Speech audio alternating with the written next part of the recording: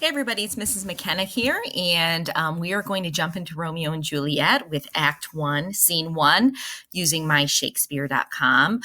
Just a reminder that at the top of each act and scene, there's a little scene summary, which is really good to read. It gives you a little bit of background information, but it also, but it doesn't give everything away. So you might want to pause the video right here if you'd like, hit pause and take a read.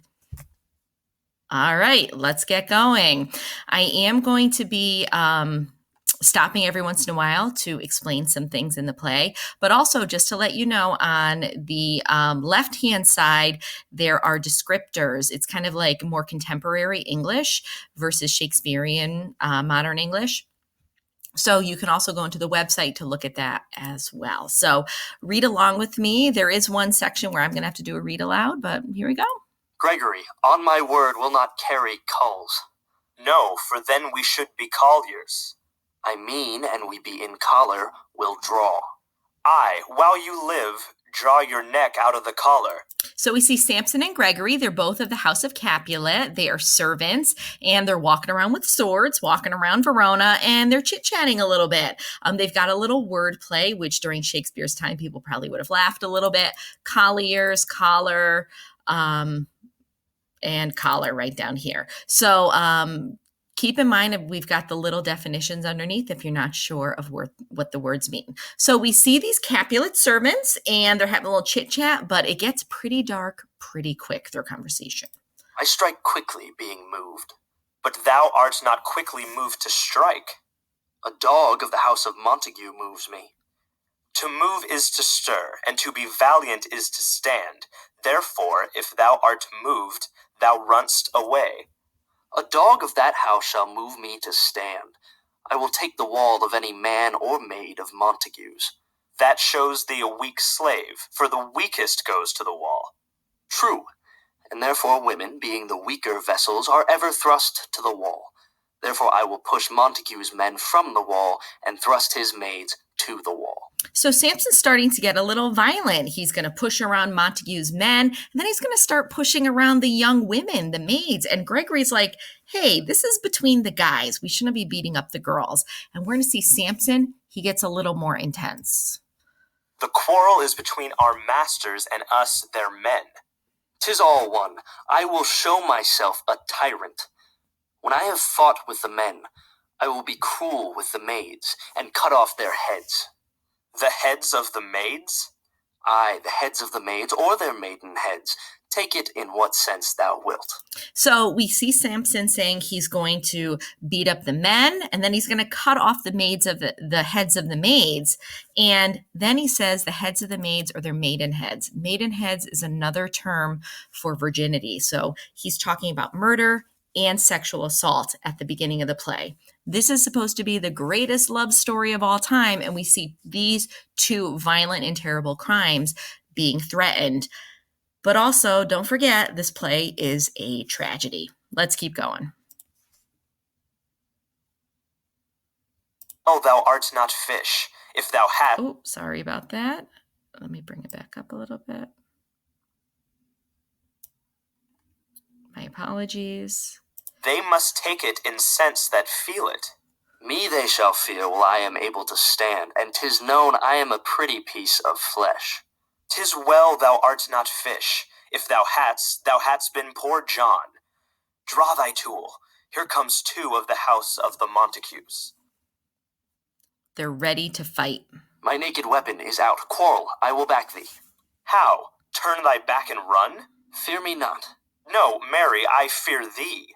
Let us take the law of our side. Let them begin. I will frown as I pass by, and let them take it as they list. Nay, as they dare, I will bite my thumb at them, which is a disgrace to them if they bear it. So Gregory and Samson are going to try to antagonize the Montague servants, Abraham and Balthazar, by frowning and biting their thumb. Now, biting the thumb during Shakespeare's time, that was usually like giving the middle finger. Do you bite your thumb at us, sir? I do bite my thumb, sir. Do you bite your thumb at us, sir?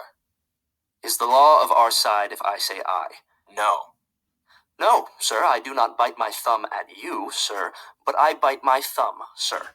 Do you quarrel, sir? Quarrel, sir? No, sir. If you do, sir, I am for you. I serve as good a man as you. No better. Well, sir. Say better. Here comes one of my master's kinsmen. Yes, better, sir. You lie. Draw if you be men. Gregory, remember thy swashing blow. Now there's a big fight. Benvolio, who is Romeo's cousin and friend, tries to break it up, while Tybalt, Juliet's cousin, tries to continue the fight.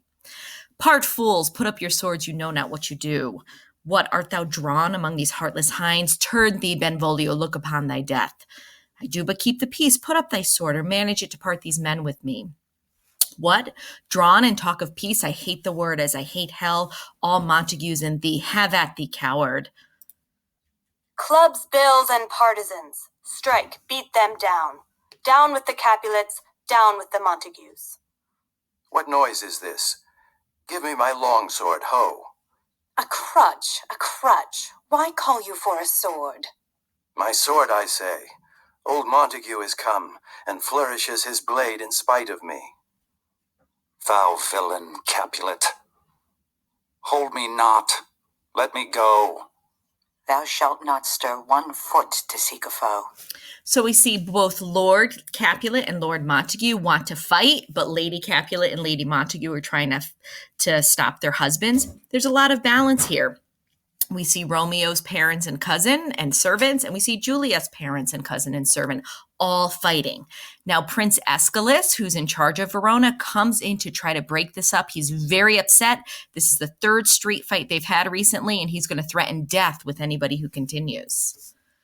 Rebellious subjects, enemies to peace, profaners of this neighbor-stained steel, will they not hear?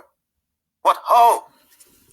You men, you beasts, that quench the fire of your pernicious rage with purple fountains issuing from your veins.